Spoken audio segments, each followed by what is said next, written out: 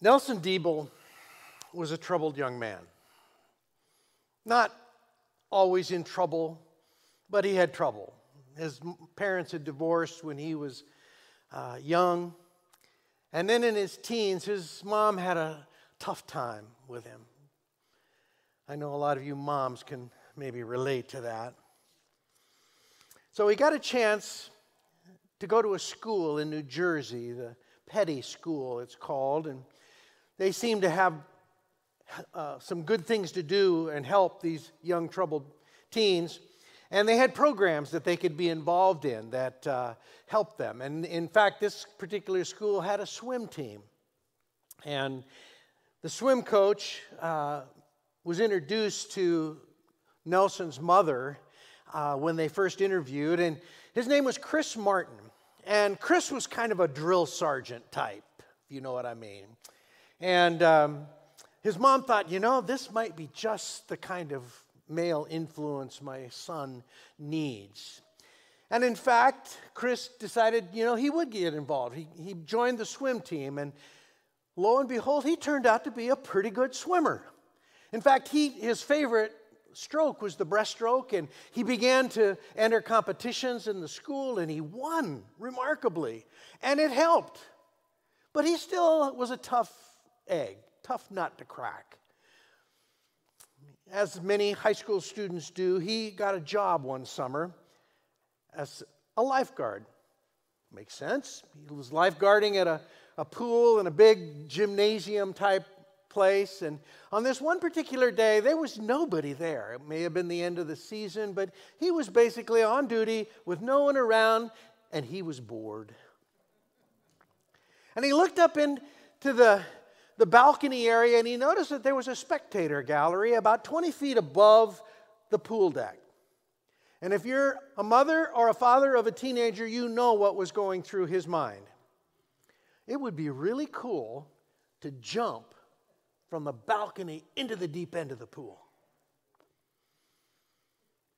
Trouble was when he got there and he climbed up on the railing and he prepared to launch himself into the pool, his foot slipped. And Nelson Diebel landed on the pool deck, bracing himself with his hands, fortunately, before he tumbled into the pool, but he shattered both wrists. Surgery followed. He had pins put into his hands and his wrists, and the doctor said that it's likely that Nelson would never swim competitively again. 2 months would pass before the casts would come off. But as soon as those 8 weeks passed, Chris Martin had another plan. And he had Nelson back in the pool. This time, not swimming with his hands, but in the diving well of the school where the shallow end was 9 foot deep, he had him doing vertical leg strokes with a 30-pound weight strapped around his waist to keep himself up and to strengthen his legs. And Coach Martin worked him, and he worked him, and he worked him. And in the midst of a 45-minute, can you imagine treading water for 45 minutes with a 30-pound weight around your... About halfway through, Coach Martin walked over to one of the ladders, and he pulled it out of the pool. And he walked over to another, and he pulled out that one from the pool. And as he's going around the pool, pulling the ladders out, Chris is looking at him going, Nelson's looking at him going, Chris, what are you doing? What are you doing? Coach Martin pulled all the ladders out of the pool, walked into his office, locked the door, and shut out the lights. He was completely in the dark, except for a small light coming through a window and a door. At least he could see the clock. But in that room and in that deep end of the pool, it was dark. And Nelson Diebel felt very alone. Life can feel like that, can it? We get thrown in the deep end of the pool, and we're going, what did I do? And in those moments, God can feel very distant.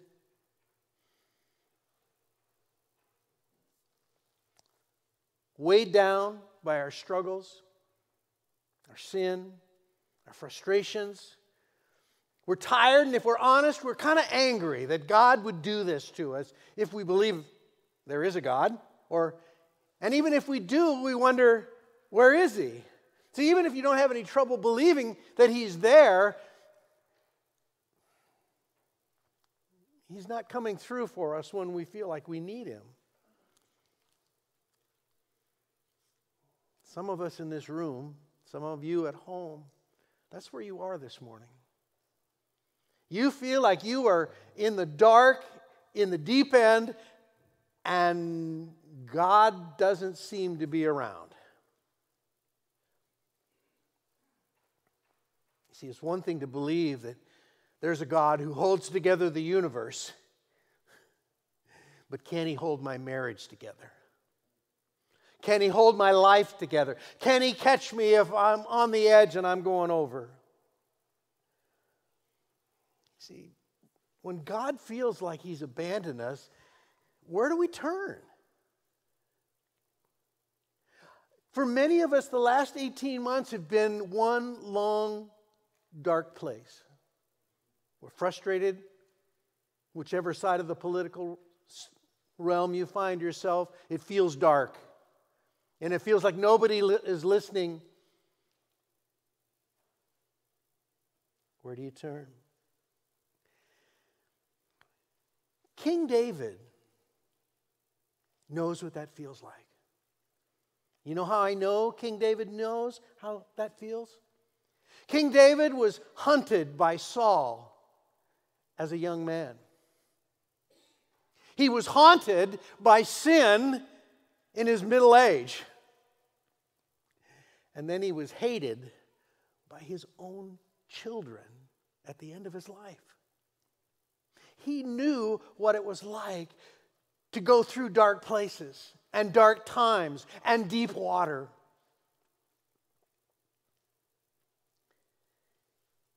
So how is it that David, who had experienced the things that we're talking about, wrote Psalm 131? Turn with me there this morning, would you? If you have your Bible, if you're watching online. We're going old school this morning. Because of the emergency sort of nature of things, we don't have all the technical stuff. So if you have a Bible or your phone has a Bible, I'd invite you to pull it out. The wondrous thing is this beautiful little psalm is only 3 verses long. If it's not the shortest psalm in the Psalter, it is one of the shortest. And this psalm, I believe, and David's message in it to us this morning, reveals a way through the dark places. It reveals to us a way where we can find our way through the darkness that we might be feeling right now. And I want to encourage you this morning, if you're in that dark place, there is a way through it. There really is. I'm not just whistling in the dark, so to speak. There really is a way through it. This beautiful little song of praise is just 3 short verses, shows us how. Psalm 131 is what they call a psalm of ascents. A song of ascents. You know that the book of Psalms in our English Bible was actually the Hebrew hymnal. It was what they sang in worship. And most of you that are here this morning remember what a hymnal was.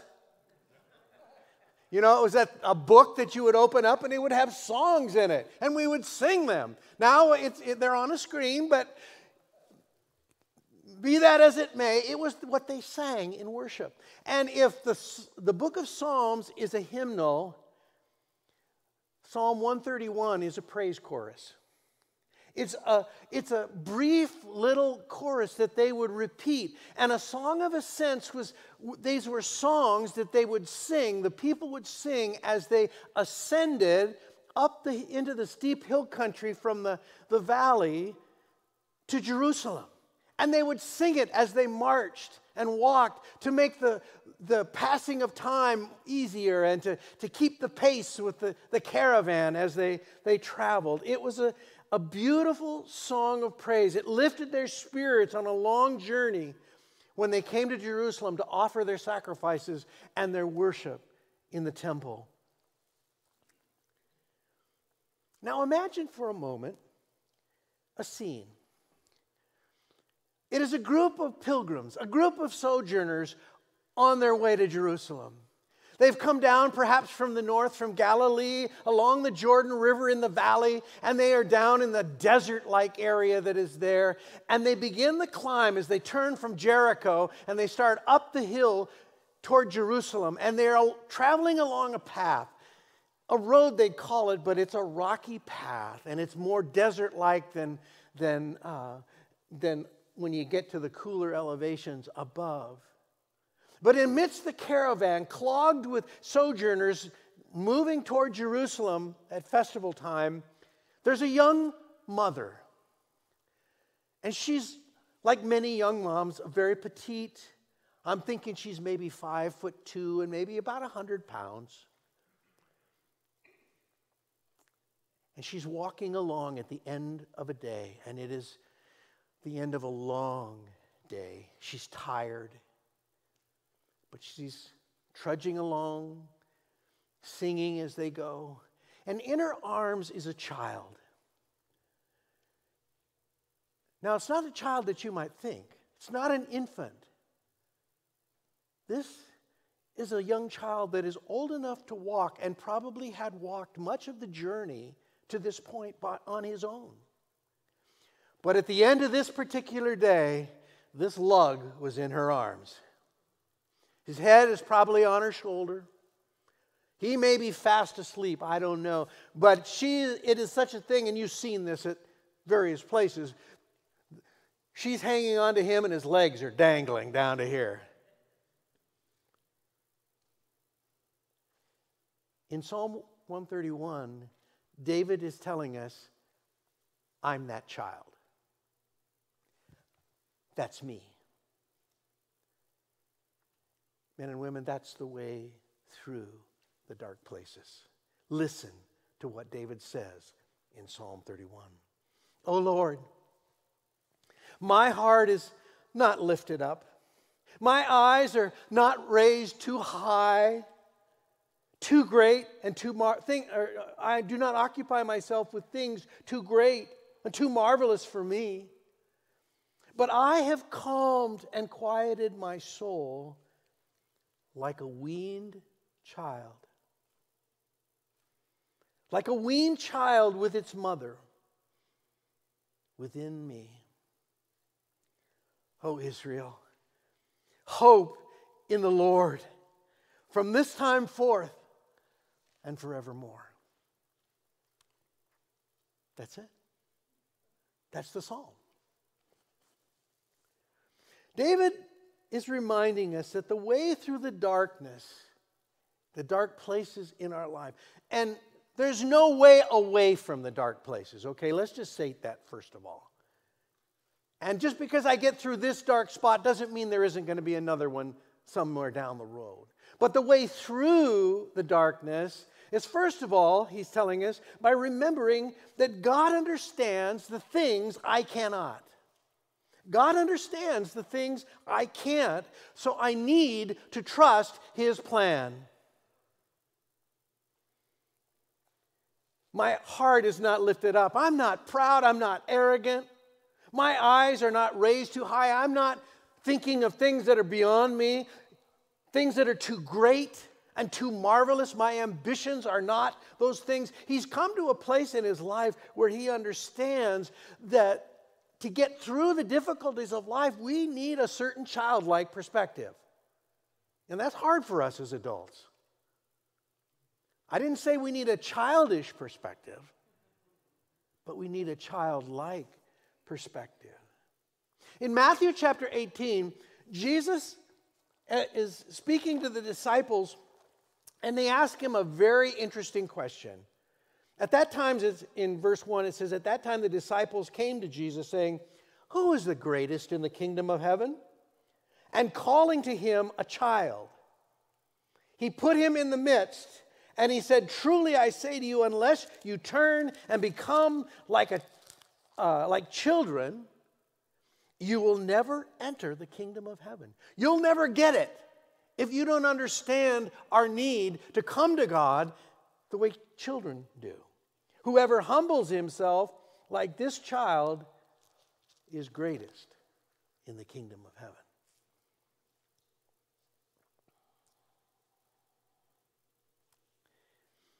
Life's mysteries, life's dilemmas, life's problems are going to be with us as long as sin exists in the world. You're never going to get through with them. There's always going to be something more. I don't say that to discourage you. I say that to encourage you. To not be surprised. Grappling with those requires a certain childlike willingness to trust. Dad knows. Mom knows what to do. They'll know what to do because, frankly, I don't. And that's what's hard for us as adults. We have grown, as we've grown up in our adulthood, however old you are, we've learned to self-protect in our pride and our ego. We puff ourselves up when we don't let anybody see that we're vulnerable and that we're weak, that we have issues that we can't seem to have an answer. We need a humility that says, I don't get it. We need even to be able to get mad at God sometimes and say, what in the world are you doing in my life? I don't like it. You see, there's a certain humility that children have in that they're able to recognize that somebody else knows what they don't know. And they have an idea of what they're doing that we don't understand. You see, David had learned the hard way. He had gone through a life in which it was difficult life. It was not like all victory for him.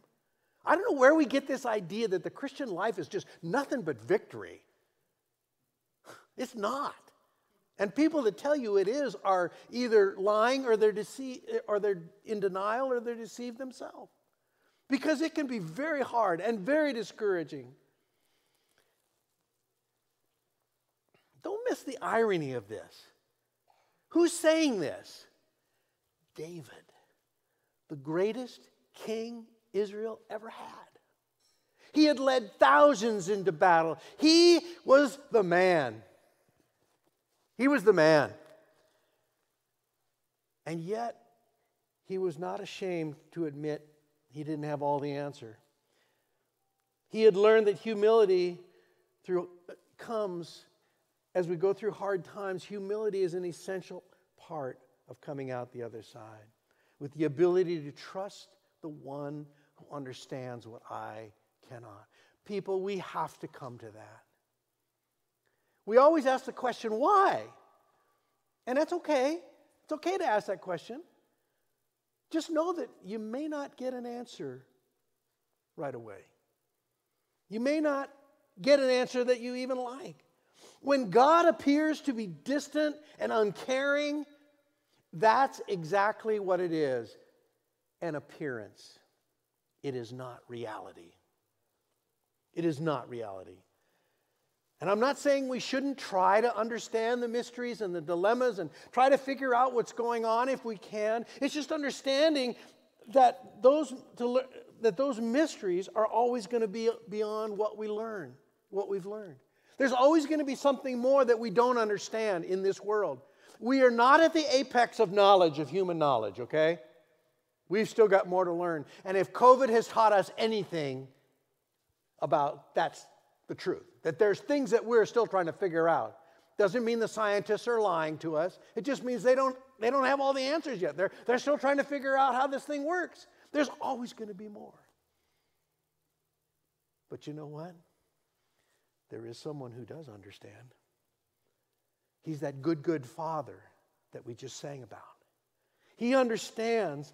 And men and women, I want to let you in on a little secret. God really does know what he's doing.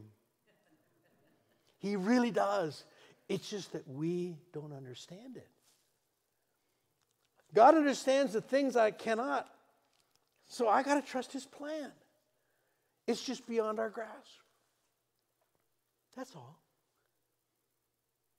I love the story about a young man that asked God how long 1,000,000,000 years was. And God replied that 1,000,000,000 years to me is like a single second to you. And then the young man turned to God and he said, God, how much is $1,000,000,000?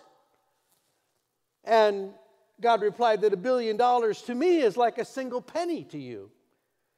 And so the young man got up his courage and he said to God, can I have one of your pennies? And God said, sure, just a second.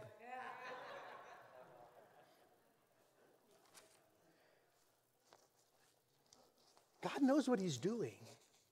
It's just that we don't understand what he's doing.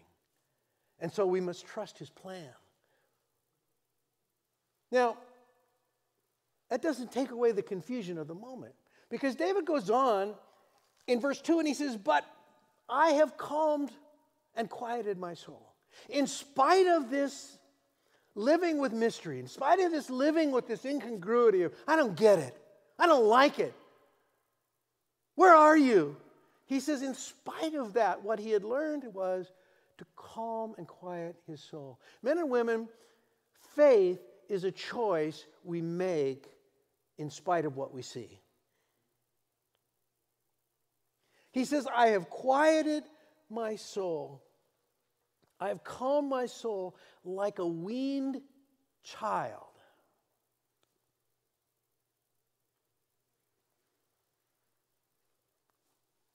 What is it that a weaned child knows that an infant does not? You ever thought about that? I mean, he's very specific. This is a weaned child. This is not a baby at his mother's breast. This is a child that has gone through something that has affected him. Why would he use a weaned child as his illustration?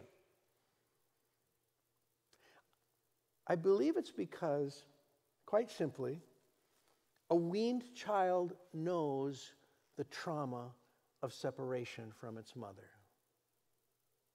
A weaned child has gone through, if you will, a deep, dark place where the thing that he thought was most indispensable in life has been removed from him.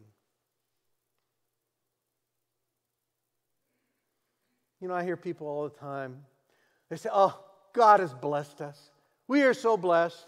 He's given us so much, and he has, and that's a blessing.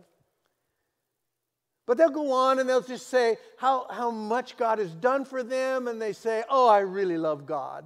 And in my heart, I've come to really say, do you really love God? Or do you just love God for what he can do for you? And there's a big difference. Because men and women, if we have a transactional relationship with God, when the thing he's been giving us is suddenly taken away, it can feel like we're abandoned. It can feel like he doesn't care. So the second thing we need to remember if we're going through these times is that not only does God understand the things that I cannot, so I've got to trust his plan, but God loves me more than I'll ever understand, so I need to trust his heart.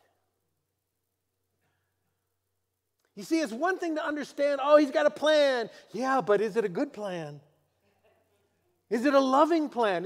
Does he know me enough and love me enough that he's not going to abandon me? You know, Jesus never said, let's go to the middle of the lake and drown.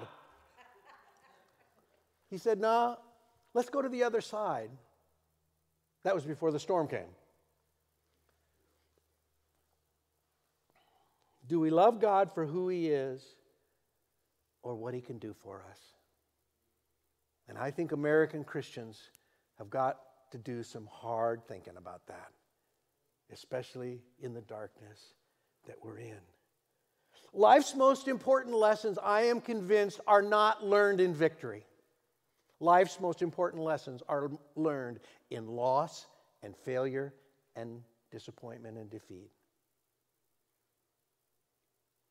It's because in those moments we feel distant from God. We feel separated from God. We feel like somehow He's left us. And maybe it's something we've caused by our own thing, and we understand that. But didn't He promise to say, I will never leave you or forsake you? But that's where we grow. You see, it is in His hiddenness, men and women, that we learn faith. Hebrews 11:1, what does it say? Faith is the assurance of things hoped for, the conviction of what? Things not seen.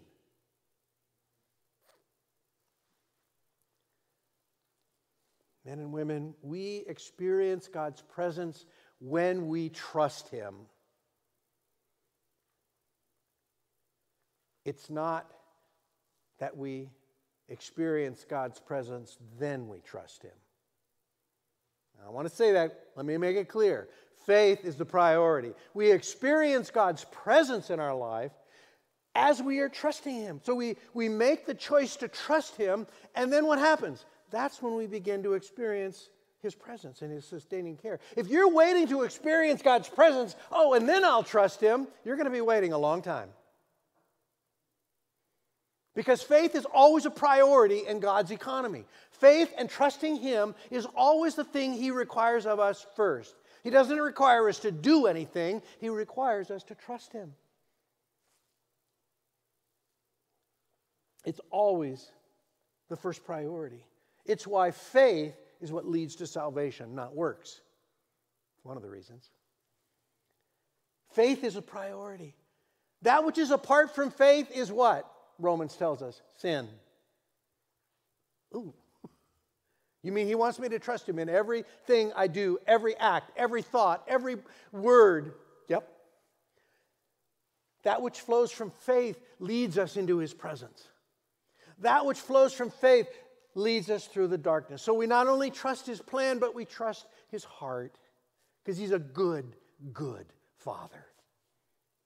And when I believe that, when I trust that what is going on in my life is a good thing, that it is for my good, I begin to move through the darkness that I'm in. Because the darkness will pass.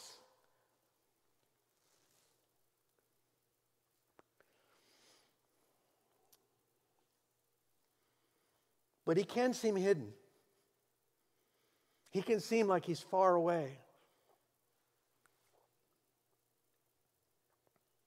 Dark times are an invitation to trust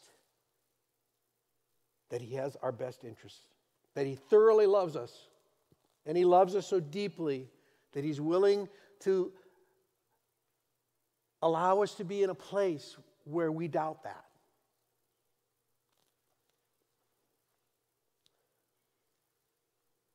But you say, you know what? How long does that go on for? Because sometimes darkness lasts a long time. Sometimes it lasts years. Sometimes it lasts a lifetime. That doesn't mean He's not there. And David concludes this little psalm with these words. He's pleading to the nation, just as I'm pleading with you this morning, dear friends, here online. Oh, Israel. Oh, my dear, dear church. My dear people. Hope in the Lord. Trust His plan. Trust His heart.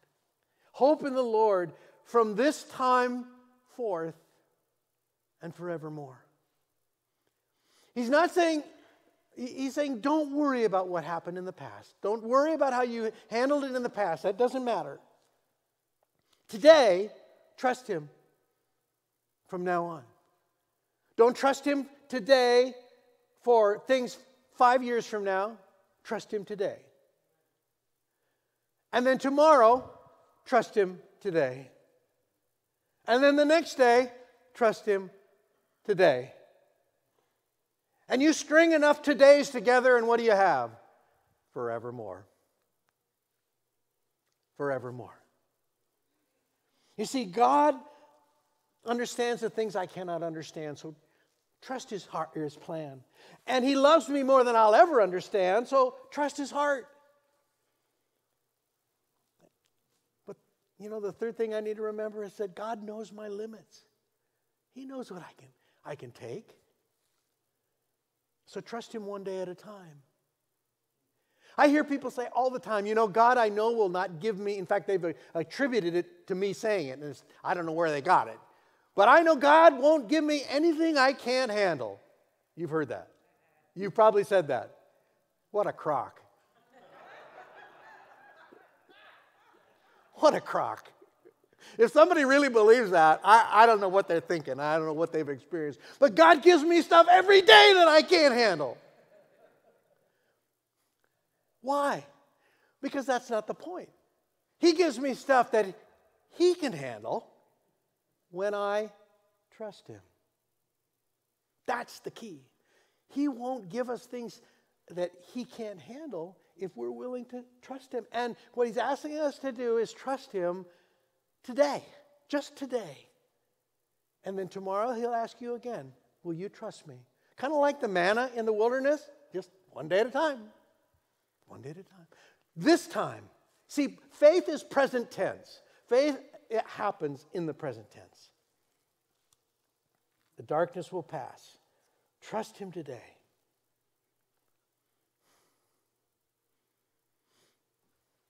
So 20 minutes now have passed since Chris Martin walked out of the gym. 20 minutes. Tread water for 20 minutes, let alone 45 with a 30-pound weight around your waist. Nelson Diebel was in that pool treading water for all that time. And he was more angry than he was scared. He was feeling sorry for himself. I'm not going to quit because they may find me at the bottom of this pool, but I'm not going to quit. He was probably mad at his coach. He was probably mad at anybody he could think of. But he hung in there. And he continued to kick with his legs. And then suddenly, Coach Martin walked back into the room. Turned on the lights. Walked around the pool. Dropped the ladders in the pool. You see, because Nelson couldn't push down on the pool deck to lift himself out of the pool. He had to kind of wrap his arms around, and then he could lift himself up with his feet.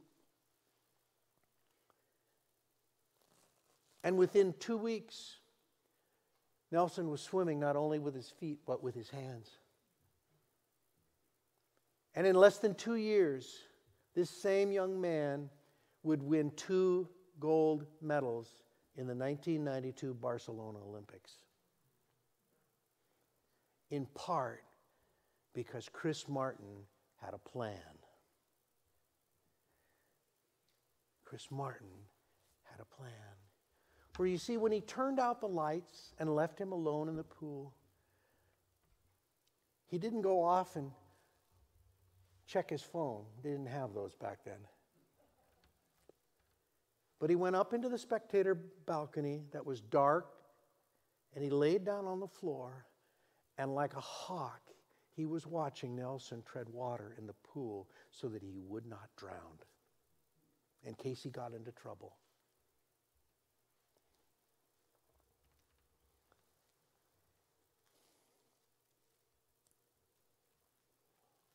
Even though Nelson Diebel felt like he was alone and he was angry, he wasn't. Men and women, and neither are we. Because God has a plan. Chris Martin's plan was to strengthen his legs and to strengthen his will so that he could face the challenges ahead of him. Men and women, God's plan is to strengthen your faith and your will so that you will trust Him in the dark times that will come. God had a plan, and that plan is to build our faith. Whatever God is doing in your life, it is to build your faith. It is to make you help you trust Him more tomorrow than you did today. Dark times are the way God breaks through our self-sufficiency and our pride that says, I can handle this myself. No, you can't. That's what a grown-up thinks. What a child thinks is, Dad, help me. Papa, help me. And God asked David, will you trust me, my child? Will you trust me? And David did. That's why he wrote this psalm. The question for us this morning is, will we? Will we? I want you to just bow your head for a minute. Wherever you are this morning, I don't know what darkness you've been going through or how deep it is, and maybe things are good right now, but I'm telling you, even if things are good, sooner or later, it's going to get dark. And the question is, will I trust Him? Will I trust His plan? Will I trust His heart? Will I trust Him for today? Not tomorrow, not the next day, just today. And maybe you're here this morning or you're online, you're looking in, you think, what's going on in this little church here in Wenatchee?